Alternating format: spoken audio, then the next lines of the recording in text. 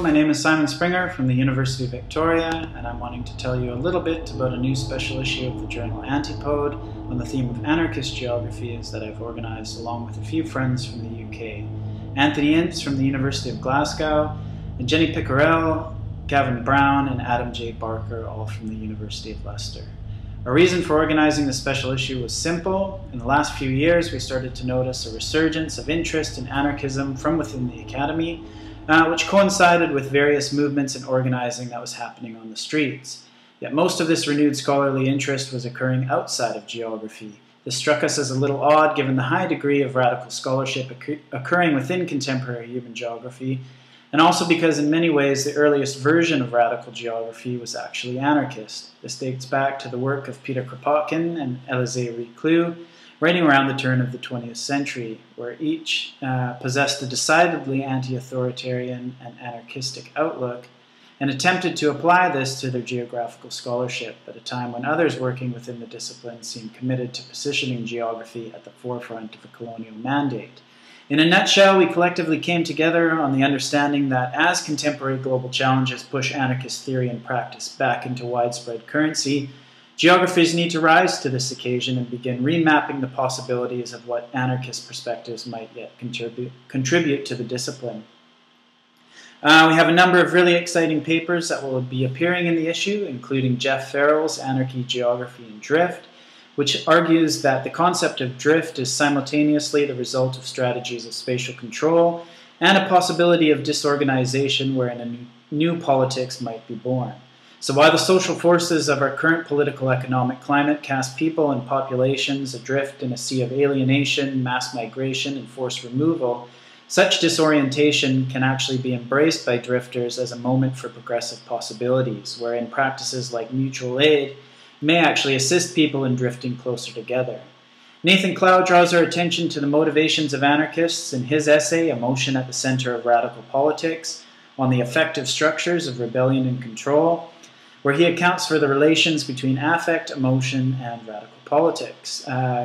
Nathan's interpretation goes beyond the simple notion that social movements require emotional content by arguing that social struggle is pursued through a reciprocating relationship between the emotional organizing principle of affinity and the energy and capacity of direct action, which actually then becomes a field of contestation itself. In short, what he suggests is that the effective emotional linkages fostered by social movements require the attention of geographers precisely because the spatialities of radical politics and state control function as much in the emotional terrain as they do in the material spaces of the city. Farhang Rohani draws our attention to the positive implications that anarchist practice and thought could potentially bring to our pedagogical approaches in human geography, with a paper called Practice What You Teach, Placing Anarchism in and Out of the Classroom. He urges us to think critically about how anarchism sheds the bondage of commodified forms of knowledge production by fostering creative and non-coercive learning opportunities, both inside and outside of the classroom. The result from the paper is a powerful lesson in how a combined anarchist geographic pedagogical approach can lead to alternative models of education that challenge the contemporary education landscape by placing student-led learning and liberation at the forefront of a critical pedagogy. Richard J. White and Colin C. Williams offer up the pervasive nature of heterodox economic spaces at a time of neoliberal crisis towards a post-neoliberal anarchist future. And in this paper, they contend that non-capitalist economic relations represent a significant and overlooked component of production, consumption, and exchange.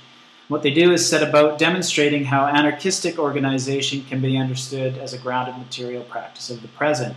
Rather than perpetuating a capitalist interpretation of the world, an anarchistic heterodoxy can be understood to have a certain degree of pervasiveness if we actually look again at what we think we know about existing economic geographies.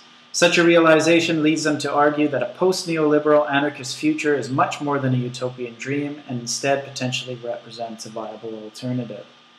Adam J. Barker and Jenny Pickerill's Radicalizing Relationships to and Through Shared Geographies, Why Anarchists Need to Understand Indigenous Connections to Land and Place, argues that while anarchist and indigenous geographies are positioned as similarly radical, they are not necessarily complementary.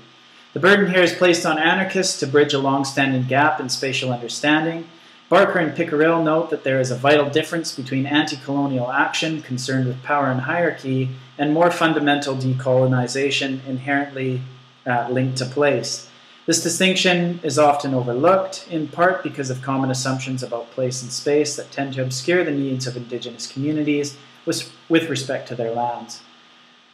With a paper called In the Shell of the Old, Anarchist Geographies of Territorialization, Anthony Ince offers a new theorization of territoriality by applying an anarchist approach that critiques the limited spatial imagination of contemporary geographic inquiry, and in particular its failure to interrogate how both capitalism and authority are replicated, expanded, and reinforced through the space-making practices of states.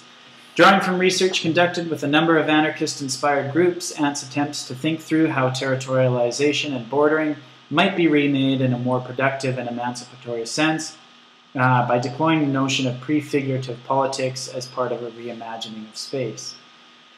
And finally, my own paper entitled Anarchism, What Geography Still Ought to Be, is a play on Peter Kropotkin's classic essay, What Geography Ought to Be, wherein I present what is essentially a manifesto for anarchist geographies. Specifically, I situate anarchist geographies as kaleidoscopic spatialities that enable both non-hierarchical relations of affinity between entities maintaining autonomous positionalities. The paper is not intended as a call for revolution, which I critique on the basis of its implicit politics of waiting, but as an appeal that locates the immediacy of the here and now as the dimension with the most emancipatory potential, precisely because it is a space-time within which we actually live our lives.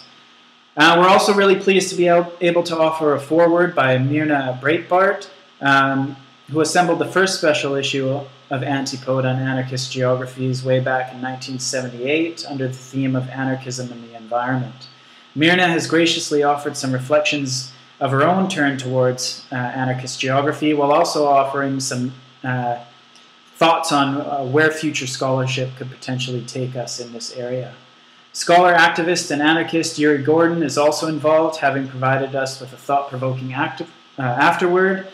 Yuri has made some recent waves in the anarchist community with his excellent book, Anarchy Alive, Anti-Authoritarian Politics from Practice to Theory, and we hope that his contribution within the special issue will encourage more geographers to engage with his work. All in all, we think we have a really good platform here for the reinvigoration of anarchist ideas within contemporary geographical praxis, and we hope other geographers will actually be inspired to incorporate anarchist ideas and practices into their own scholarship and activism. There's some really fertile intellectual soil here to be tilled, and although we feel that we've covered a lot of ground in the special issue, the intention here is really meant as an initial flourishing, as there's a great deal more work to be done in exploring the infinite possibilities of anarchist geographies. So thank you very much for your time and for watching this video, and I hope you enjoy the special issue.